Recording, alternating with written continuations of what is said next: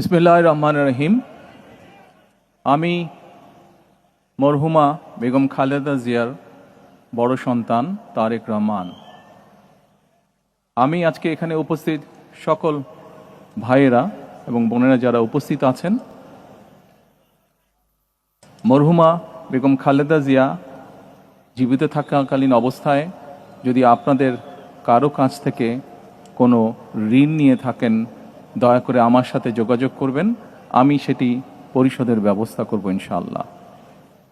একই সাথে উনি জীবিত থাকাকালীন অবস্থায় ওনার কোনো ব্যবহারে, ওনার কোনো কথায় যদি কেউ আঘাত পেয়ে থাকেন, তাহলে মরহুমার পক্ষ থেকে আমি আপনাদের কাছে ক্ষমা প্রার্থী। দোয়া করবেন আল্লাহ তাআলা যাতে ওনাকে বেহেশত দান করেন। আসসালামু আলাইকুম।